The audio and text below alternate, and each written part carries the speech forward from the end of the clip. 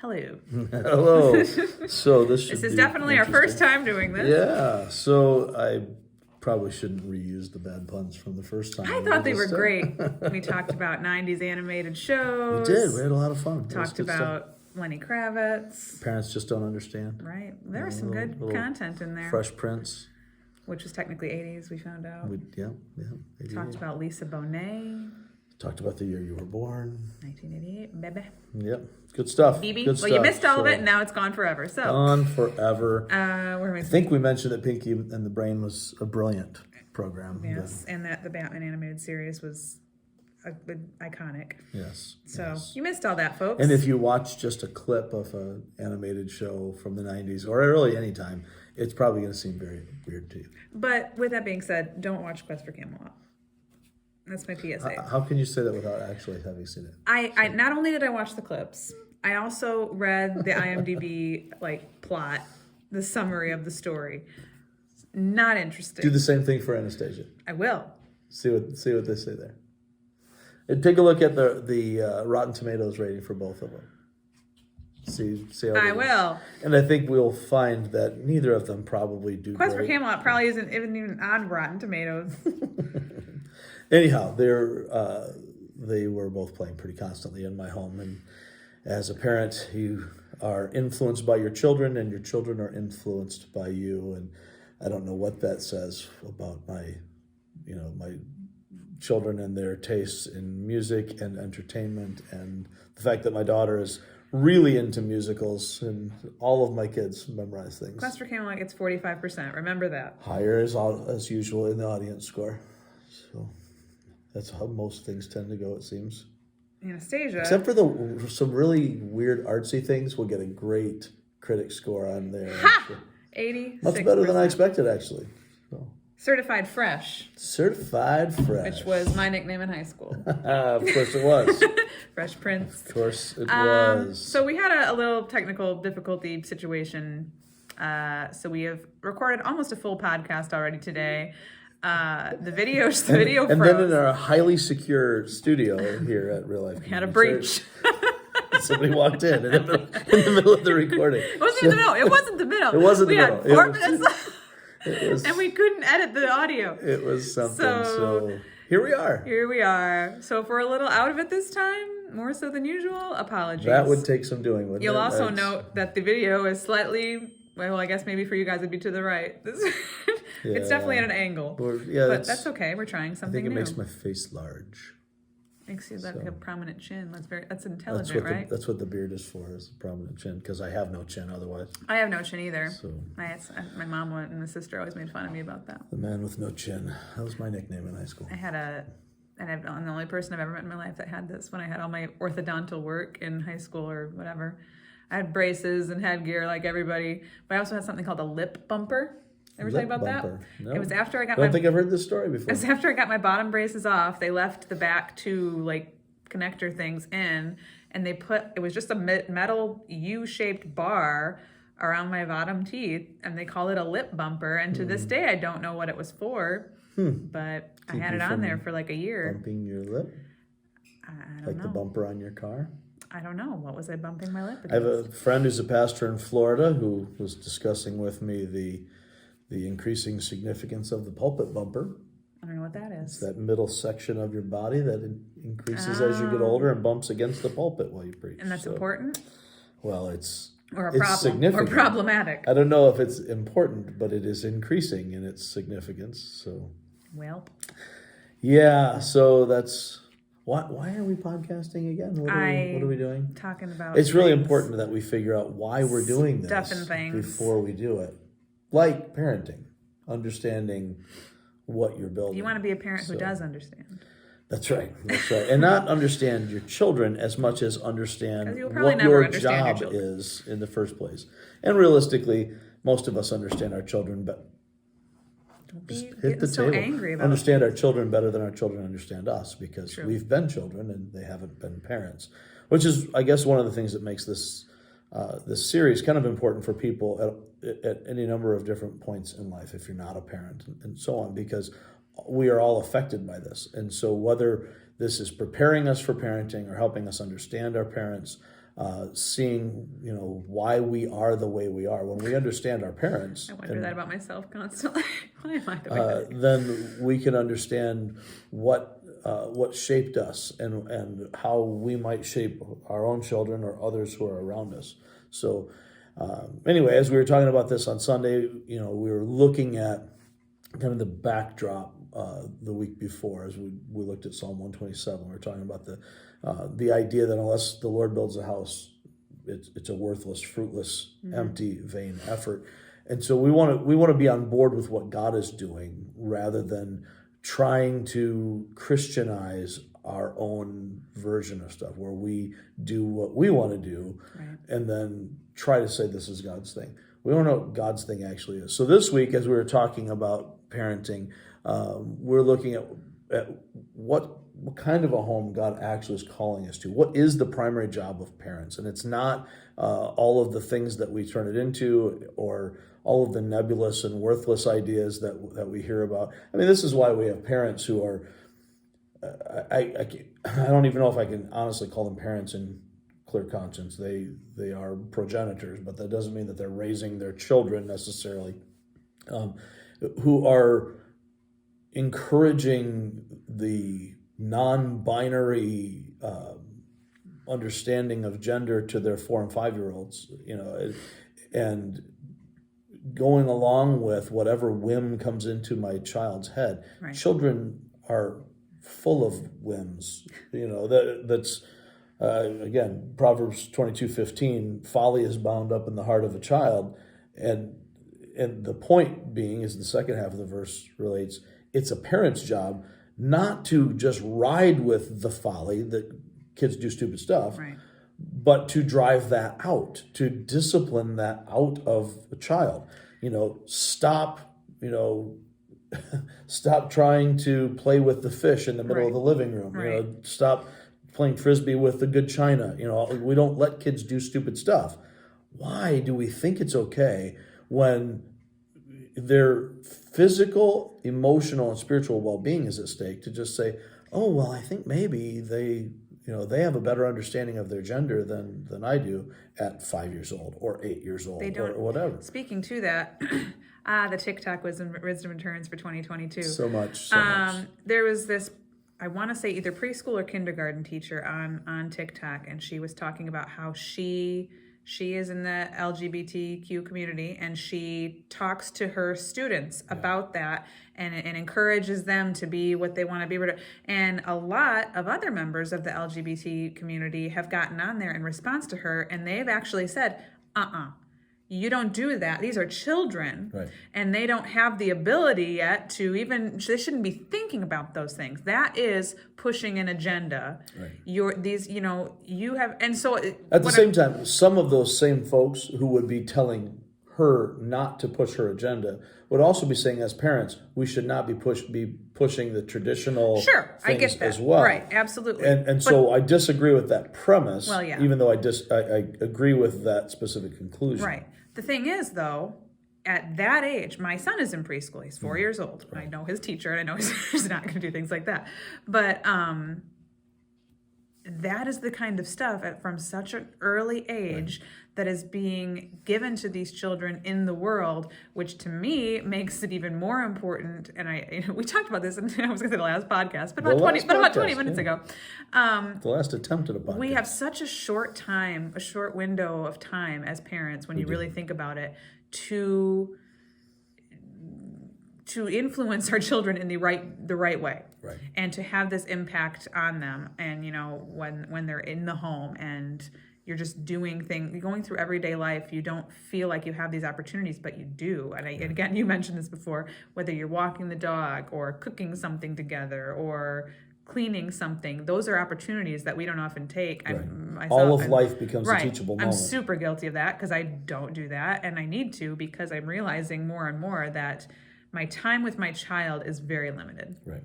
And in our world, especially with social media and TikTok and Snapchat and all of the the influence of Pinterest, we've got so many things where we end up feeling like the goal of parenting is to have the most adorable children, to give them the most memorable holidays and all these different things. And I can't tell you, I don't need to tell you because you already know the number of people that I deal with regularly, that we all deal with regularly, whose lives are falling apart, whose homes are falling apart, whose children are falling apart. But we got a great Instagram post. It's really, we're a super happy family. I think I said this once before, that I read once that social media, when people post on social media, is like the highlight reel of their lives. Yes. It's not reality. That's right.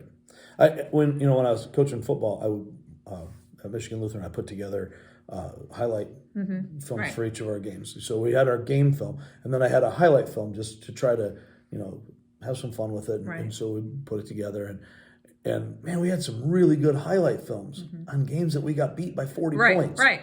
But if someone just saw the highlight film, they'd be like, "Man, these guys are great." Right. We played badly. Right. But we had moments that were great. And so you show those big moments. And sometimes it was doing the wrong thing, but it worked out. And we do that all the time with our parenting. And we have been sold a bill of goods about what our job is as parents, that we're, trying to keep our children safe. That is a fallacy. You cannot, let me just say this clearly, in a world where we love safety right now, you cannot keep your children perfectly protected. They're going to get sick. They're going to get hurt. They're going to do stupid stuff. That's reality. So we want to keep them as safe as we can in a reasonable way, but we have to also let them live life.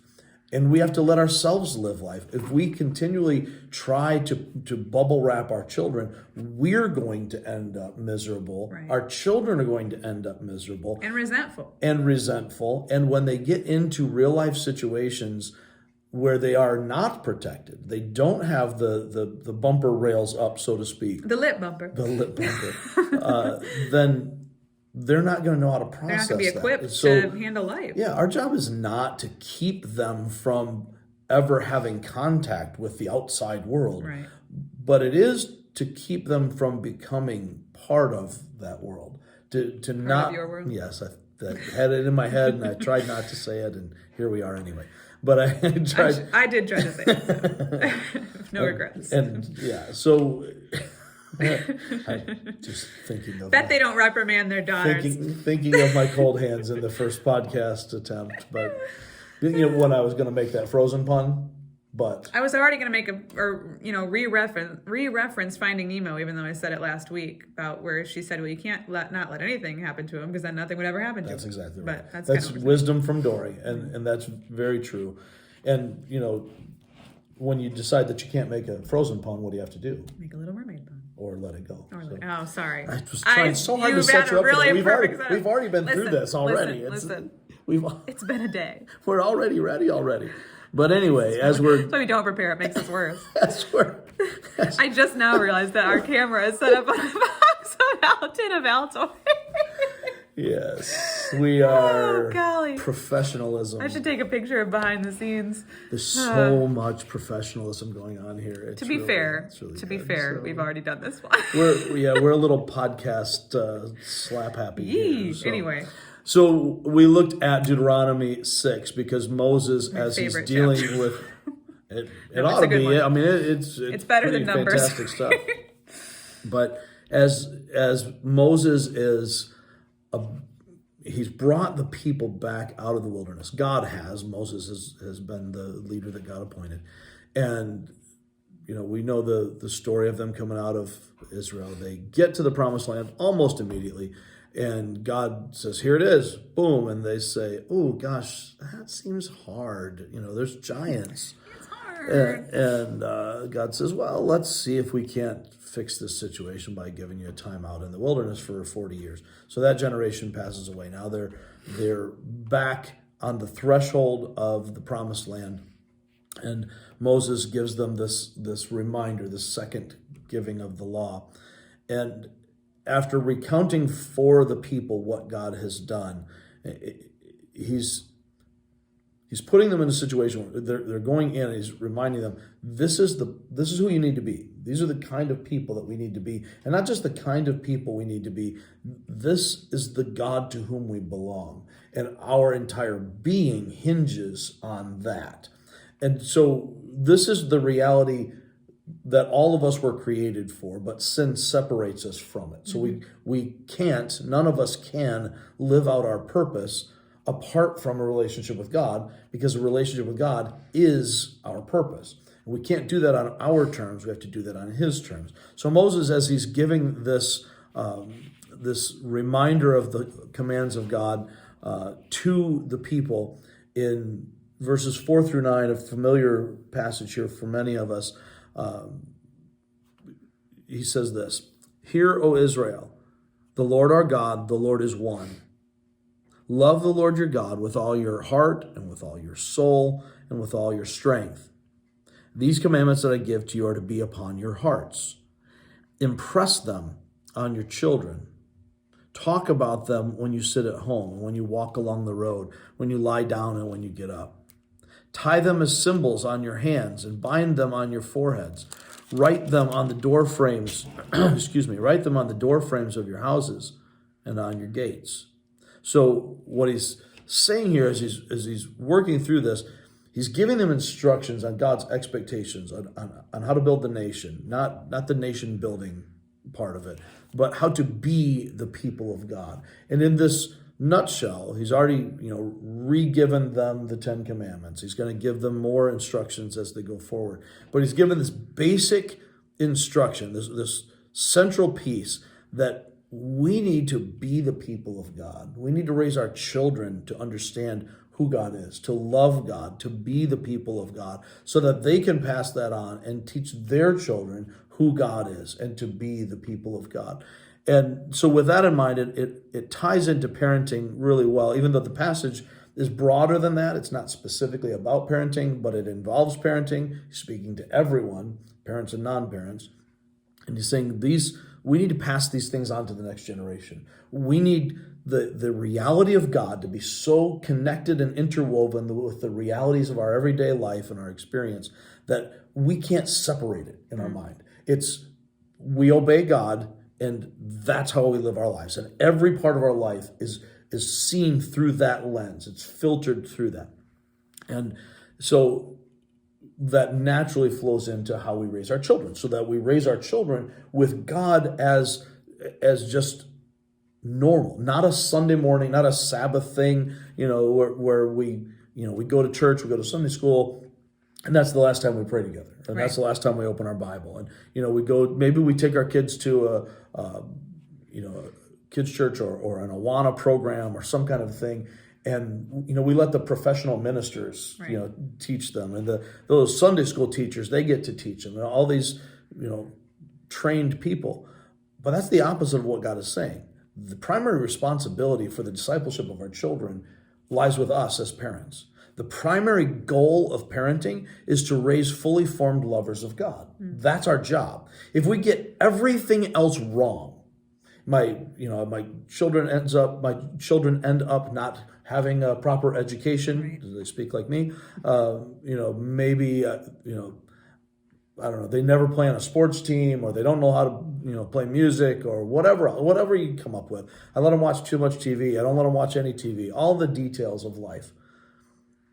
I don't teach them how to handle money, but I teach them to be fully formed lovers of God. So they are passionate about living for Christ. I would contend that if I'm actually doing that, all the rest of these things will come into place. They will all happen, and they will happen rightly. Excuse me. I don't want to miss out on my adverb. And it's real easy for me to spin off into a whole lot of other topics from there. But ultimately, if we are teaching the centrality of God, the reality of God in the reality of our everyday living, then all the rest of the stuff takes care of itself to an extent.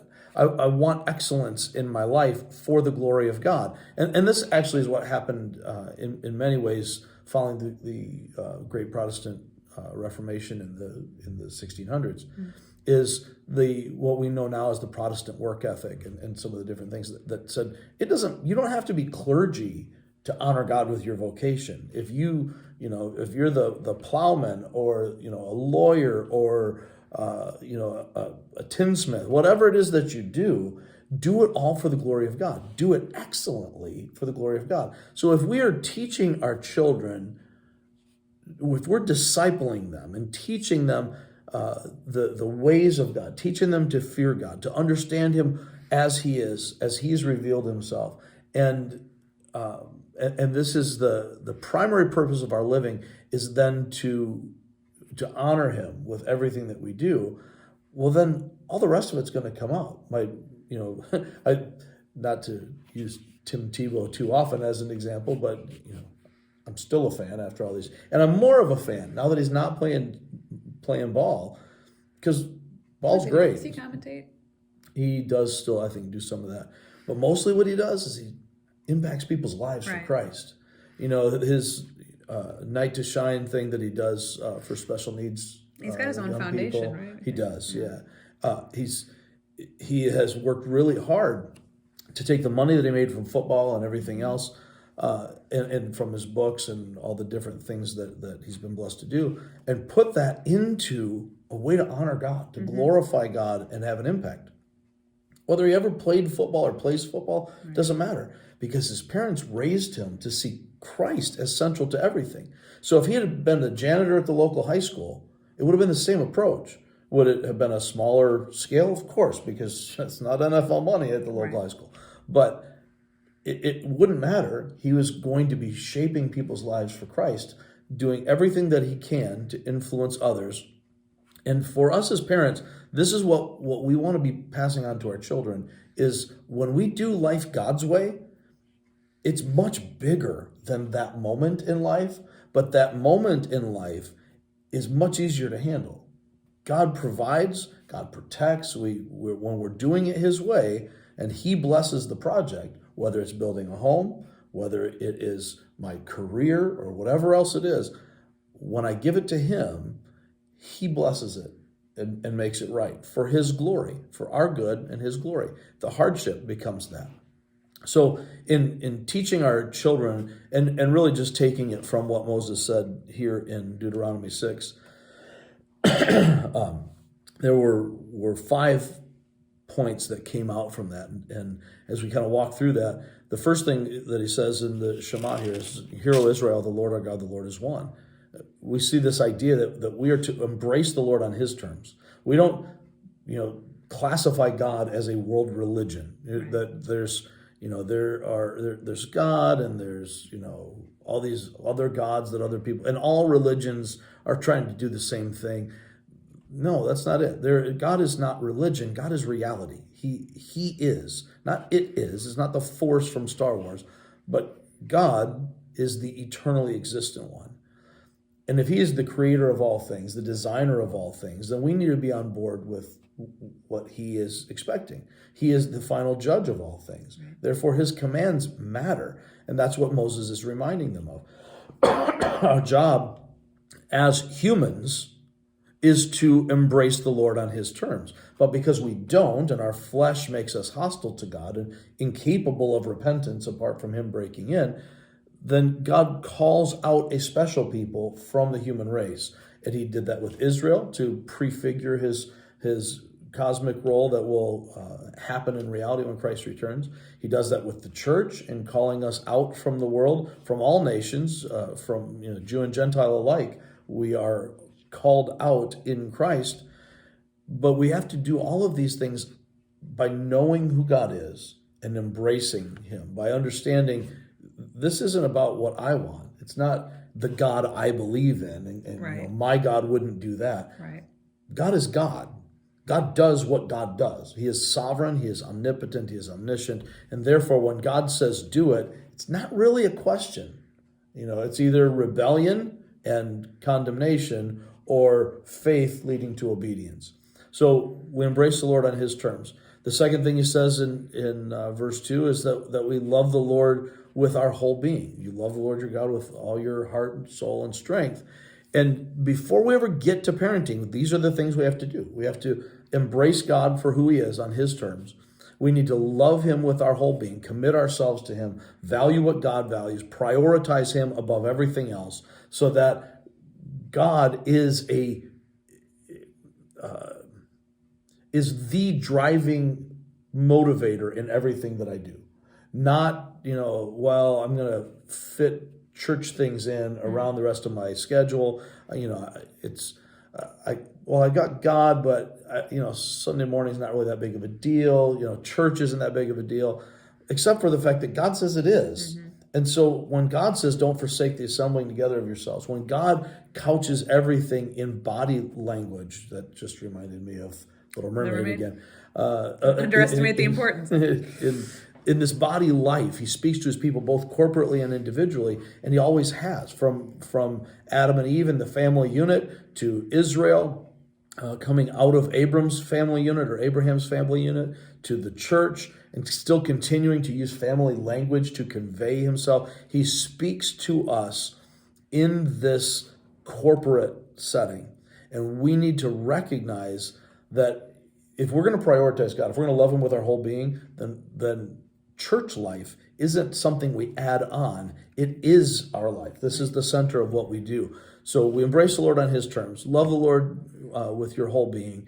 And third, when he says, these commands that I give you today are to be on your heart, we need to plant God's word in our own hearts as parents, as individual people, so that we know who God is, which we know from his word. We take him on his terms as he's revealed himself in his word. We love the Lord with our whole being, which means that when God says something, we want to know what it is. If my wife writes me a love letter, I want to read it, right? I want to know it. I'm going to memorize it, and I'm going to have an affection for it. As Christ followers, as those who have taken God at his word, we want to plant it deep in our own hearts. A lot of people use maybe I'm sounding harsh when I say it, the cop-out of saying, well, I'm not really a Bible scholar, Right. Nobody said you had to be a Bible scholar, but you have to be a Bible student. Scholar is a choice, by the way. Scholar is somebody who puts in the time as a student to master something. Right. You weren't born one. Right. Nobody is born a scholar, but we learn how to do these things. And when we do that, when we take it into our heart, now we have something to give our children. Right. We can't give what we don't have. Right. And so he goes on to say that we're to constantly impress God's word on our children. That impress this on them. Talk about it when you're, as you mentioned earlier, whatever it is you're doing. If you're baking cookies, eternal things come up. I just was talking with my mom this morning. I don't even remember what it was about. Some inane, foolish conversation. But not foolish, that's the wrong word. But it didn't mean anything. Every day. We're just talking about things breaking down. That's what Right. it was. Just, we get these reminders that we live in a fallen world. And sometimes that's to remind us that this isn't our home. Right? And so it's good for us to remember that we don't belong here. We're citizens of another land. And the discomfort we feel here can be a reminder for that. In the same way, with our children, every conversation, we need to be seeing through the lens of the reality of God. We want to be regularly, consistently connecting the dots in every conversation between what we're experiencing in our everyday life and the reality of who God is, so that the truth isn't something that we touch on once in a while. You go to youth group to get some discipleship or whatever else.